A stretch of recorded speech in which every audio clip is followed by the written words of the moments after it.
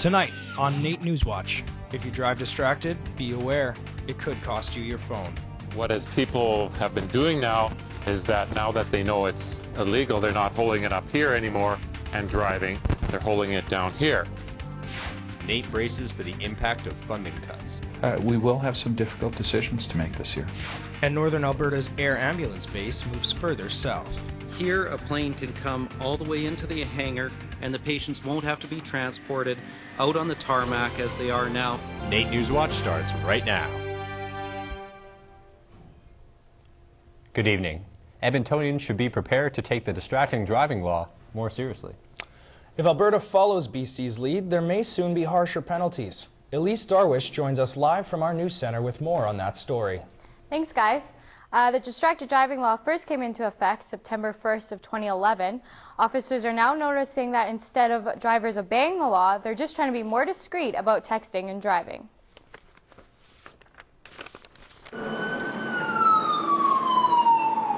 Initially, when the law first came into effect, the amount of tickets being handed out for distracted driving dropped. But now, drivers are being more careless about the law. What as people have been doing now is that now that they know it's illegal, they're not holding it up here anymore and driving, they're holding it down here. Consequently, their eyes are off the road longer and they don't want to get caught. Recently, the Alberta government started a new campaign called Crotches Kill. The new campaign features billboards, washroom posters, digital ads, and radio ads that highlight the action of drivers looking down at their phones instead of the road. It's an edgy approach that the government hopes gets people's attention. The ads are meant to shock and stress the fact that as soon as you take your eyes off the road and onto your phone, you're putting yourself and others at risk. Not only is the government trying to put drivers' phones away, high school students are as well. On Tuesday at City Centre Mall, Edmonton high school students entered a contest where they made videos on distracted driving. With the videos, they are hoping to get the message across. I think that it will hopefully make a difference, and then hopefully we'll have less accidents on the road. Police in BC are thinking about going as far as confiscating cell phones from repeat offenders. If that law is passed, Alberta is going to be watching closely. It's something in the background perhaps. It may be the best option, may not be the best option. So basically what this is all getting at is when you are behind the wheel, your phone should be nowhere near you to avoid the temptation of using it. What is the fine for distracted driving? If you are pulled over for distracted driving, you will receive a fine of $172, and this fine applies to all drivers on all roadways unless you are legally parked. If BC does put this new law in place, how long will they take your phone away for? Drivers could lose their phones for 24 hours on their second offense, and up to 5 days for for 5 days for subsequent violations. Thanks, Elise. That was Elise Darwish reporting live from our news center. News, entertainment, sports. You're watching NAIT NewsWatch. The 2013 Alberta budget reveals a cut of almost 7% to operating grants for universities, colleges, and technical institutes. Students are not only worried about what the cuts will mean for the classroom, but also for programs that previously helped students find summer employment. Amor Dardui joins us from NAIT campus. One of the impact of the new Alberta budget is the elimination of the summer temporary employment program, which was created in 1972 to give youth an opportunity to gain experience and skills and have success transition from education to employment. The cancellation of the STEP program was bad news for students who are looking for jobs this summer. It creates a very inconvenience for students. It's not right. Students deserve this.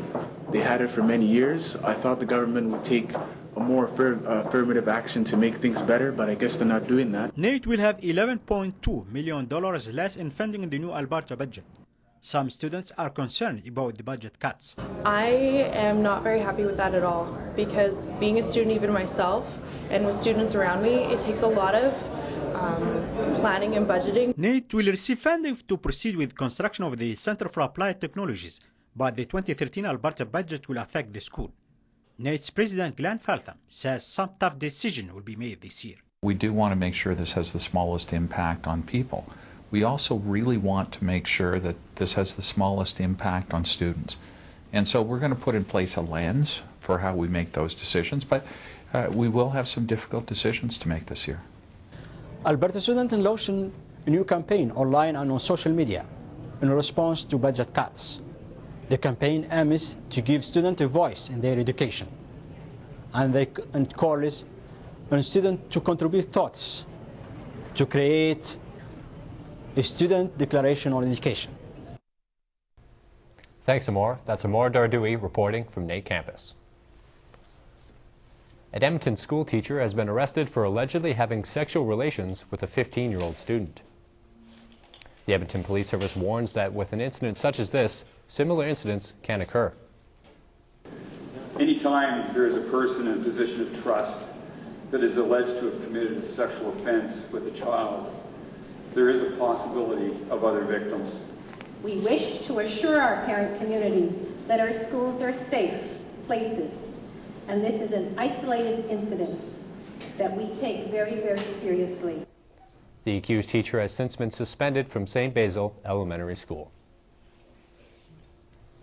Despite opposition from Northern Alberta physicians, Alberta Health Services has opened a new air ambulance base south of the city. The base, located near the Edmonton International Airport, will receive all medevac flights into the city from now on.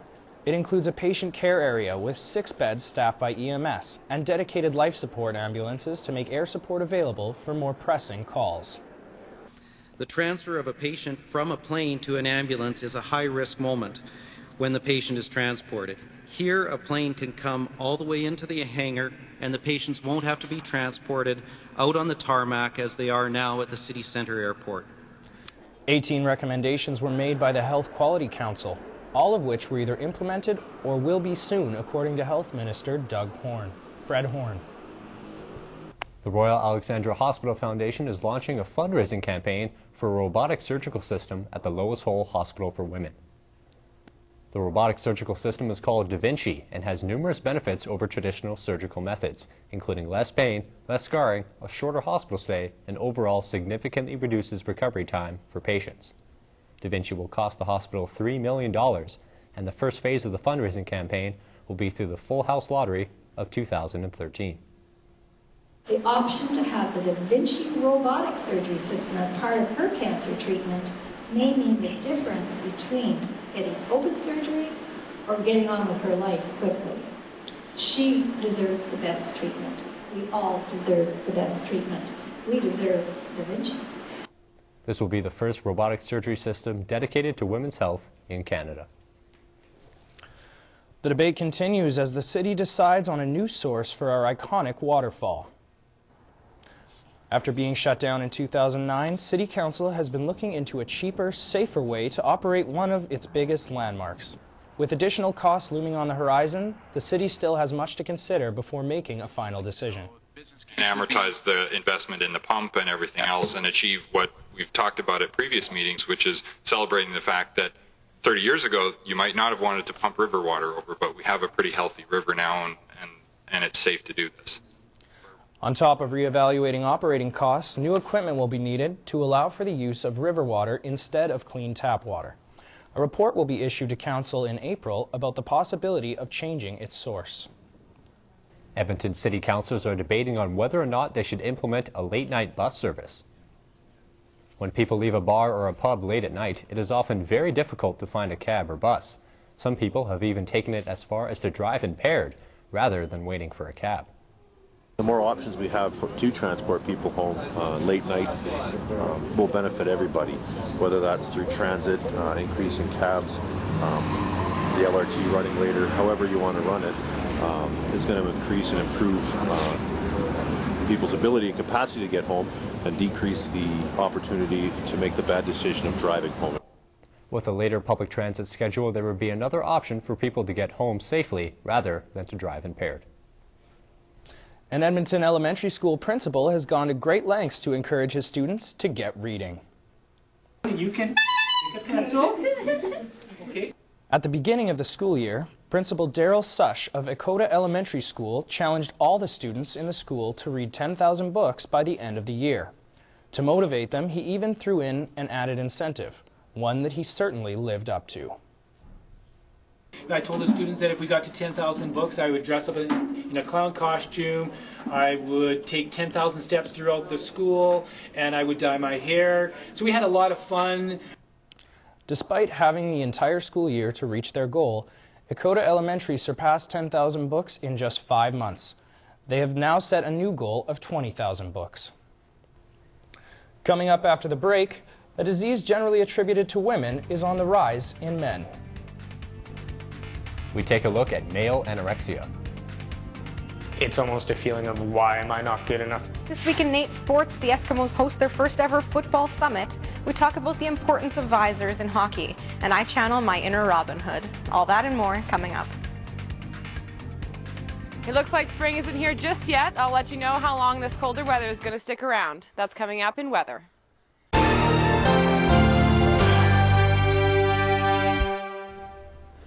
It's a beautiful shot of U of A campus. So now we head over to Caitlin Stewart with weather.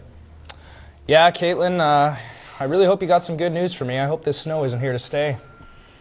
Well, I don't know. I guess it depends on your definition of good news. It's definitely cold right now. I think I've definitely been softened up by the warmer weather, and like every other Edmontonian, I just was hoping this would be the end of winter. But as you can see, it's back to reality, and it's pretty much that way across the province. Tomorrow in Calgary, we're looking at a high of -8, a low of -12. They're going to get about 5 centimeters of snow. Jasper, some snow in the morning, and then it's going to warm up in the afternoon to about -7, so pretty good skiing weather, I would say. And then poor old Fort Mac, they're looking at a low of about -25. We'll warm up to about -13, so I guess makes you feel good about the weather here. Edmonton, high of -9 and a low of -14 tomorrow, which isn't too bad if you compare to the same day in 1939, which hit a record low of -33. The record high was in 1910, and they hit 17. So yeah. Weather brought to you by NR92, the station for the students. So it's going to warm up Monday, but then unfortunately it's back down again on Tuesday, and for the latter half of March, I don't think we're going to get up above 0, so definitely don't put your winter wardrobe away just yet. That would not be my definition of good news at all. Yeah, unfortunately it looks like we got a little bit more to go through still. That's for Thanks, sure. Thanks, Caitlin. Men now have a higher chance than ever before of developing the world's most deadly psychological disorder. Once thought to be only common among women, recent studies have shown that 1 out of every 3 anorexia patients is male. Lauren Doherty has the story.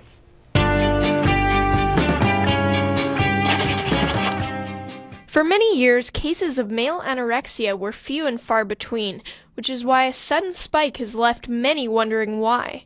However, some believe a cultural shift could be to blame. I think for men it used to be all about how much they earned and, you know, their status in society, but now there's a lot more body products for men, there's a lot more focus on looks.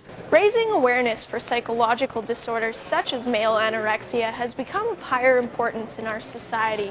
High-profile tragedies such as school shootings have led post-secondary institutions to join the discussion. The University of Alberta held a conference about eating disorders this past week.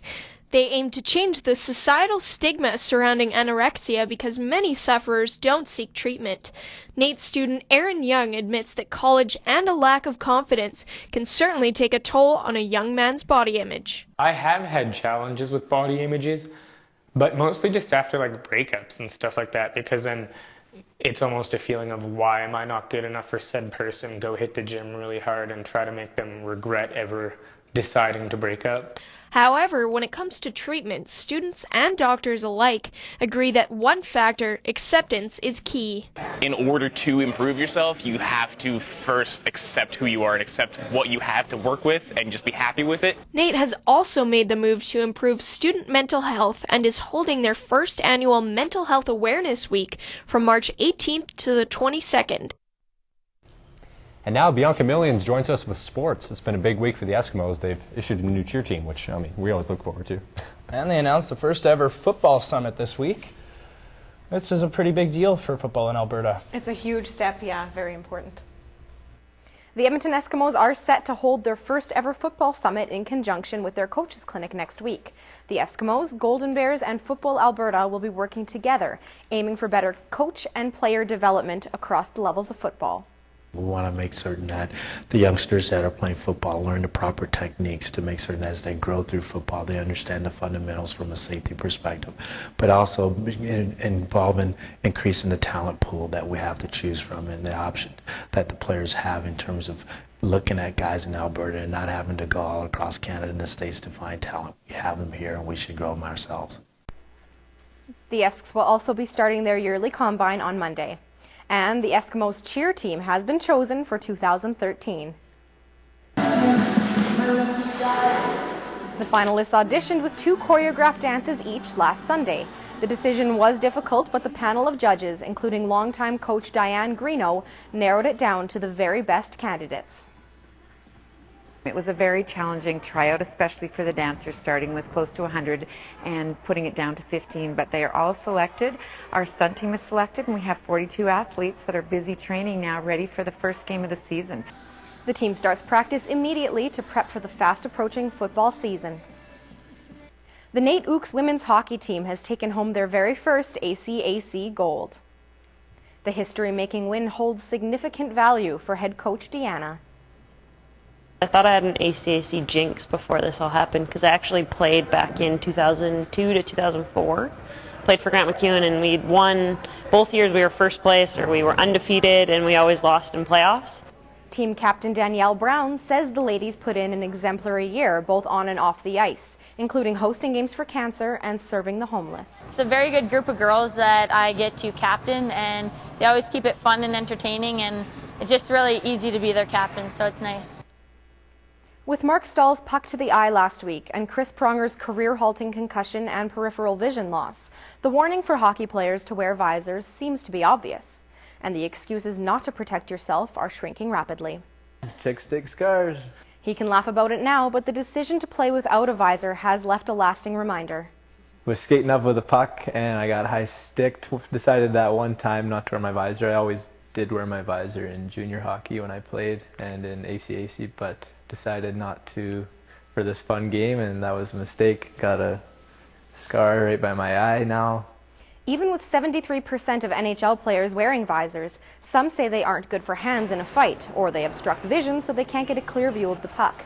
Excuses aside, many teams have made them mandatory, including the NAIT Ooks. It's a personal choice, but I feel they get in the way of when, I don't know, if there's a fight, they cut up your hands more. And yeah, if I had the option, I probably wouldn't wear one. I mean, they definitely help with high sticks, but otherwise, I don't know, they kind of just get in the way sometimes. Though we are seeing more teams enforce the visor rule, it will remain a personal choice in the NHL. A weapon of violence combined with sport, archery is gaining huge popularity in North America. I joined Fred with the Capital Region Archery Club to take my own shot at it. You just relax the fingers. Our club, with the 125 members over the last few years, has grown up to just under 200 members. The reason behind the increased enrollment? Movies like The Hunger Games, The Avengers with Hawkeye, the last Batman movie. Before I could shoot, Fred had to teach me some basic rules and terminology. This is called your knocking point, okay?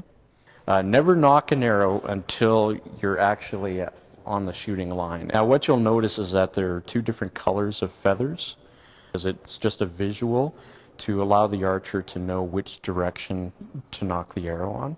Knocking in place, now I had to learn to pull back the bow to my anchor points. For most people, the anchor point is going to have two reference points, so the tip of the nose and most likely the corner of your mouth. Now it was my turn to shoot. One deep breath in, halfway through your breath out, hold your breath in order to steady your body and target. And release.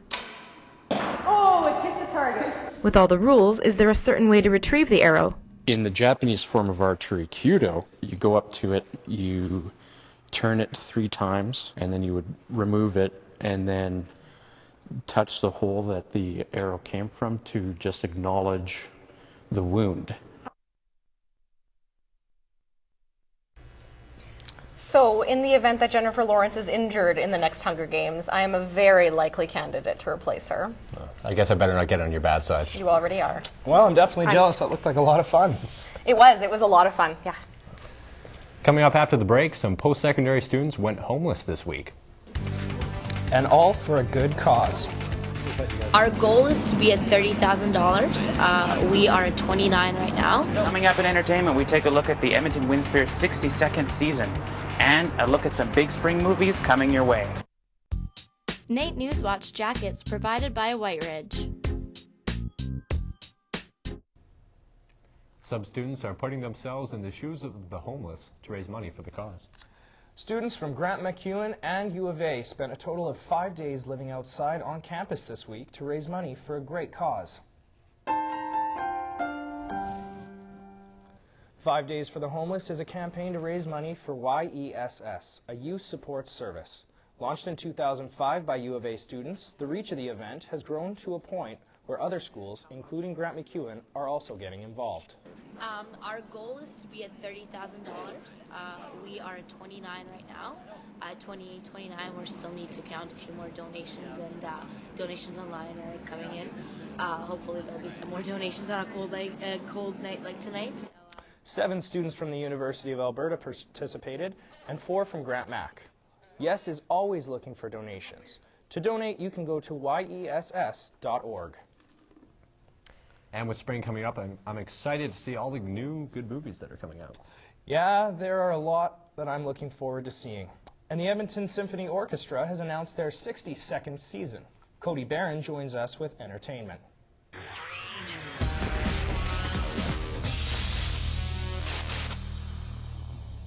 Edmonton is getting ready to enjoy the music and wonder of its symphony orchestra.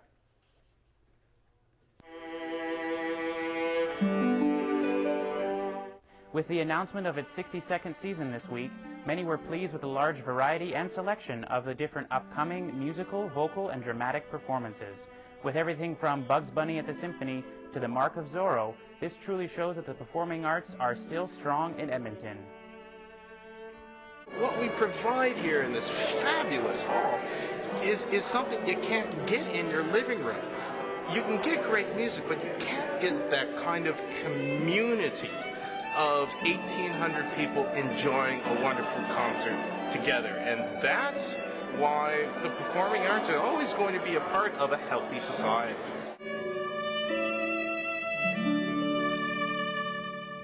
To buy tickets and check out the full schedule of the orchestra, head to edmontonsymphony.com. Well, big news this week was the announcement of Edmonton's first Tiffany & Co. jewelry store.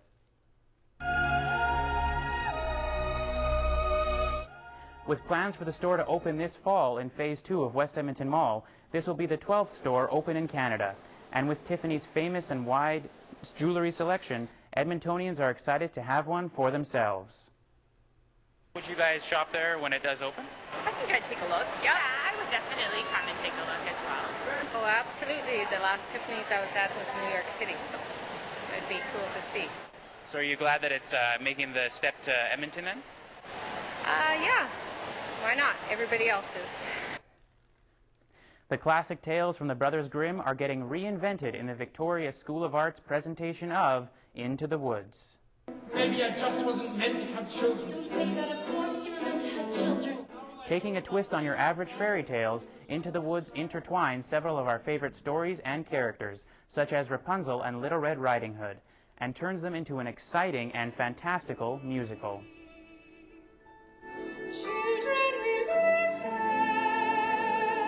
Kind of shows different themes and motifs throughout the whole thing, and the way that is connected is so intricate and brilliant that it really is very different from other plays and musicals. The final performance is tonight at 7 o'clock and includes a catered reception and silent auction. Here's wishing you...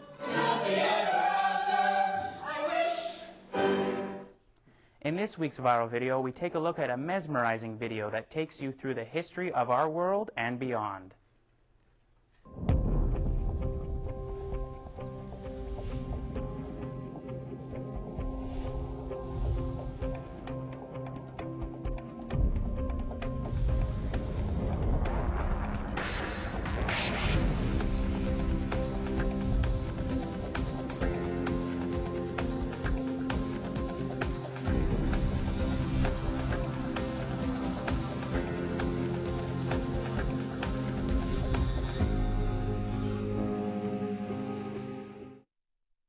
To check out the full video and more, head to YouTube and search Our World. Well, it may not feel like spring, but it's definitely in the air for movie theaters, and that means great movies are on the horizon. So let's take a look at a few that you should definitely keep on your radar. Mr. President, we're ready for you. Our guests have arrived. I'd like to welcome you to the White House, sir. When the White House is attacked by an unknown enemy and the president is taken hostage, it is up to retired secret agent Mike Banning, played by Gerard Butler, to take down the terrorists and save the president. With non-stop action and excitement, this movie promises to be a pulse-pounding action ride. The United States of America doesn't negotiate with terrorists. Who said anything about negotiating?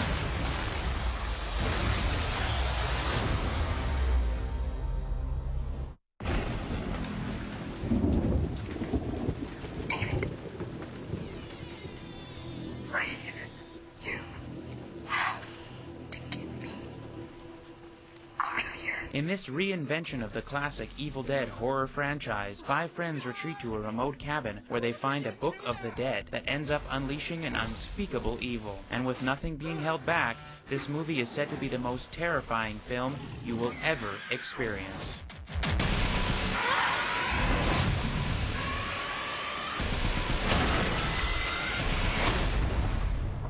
We're gonna get you. 60 years ago, Earth was attacked. We won the war, but they destroyed half the planet. Jack Harper, played by Tom Cruise, is a veteran soldier in charge of drone repair on the former planet Earth. But when he uncovers the truth about what really happened and who he's really working for, his world gets turned upside down. With its eye-popping visuals and thrilling action, this movie is setting up to be a big sci-fi winner. Jack, Mission is ordering you to stand down. I'm not gonna do that. This is the only way.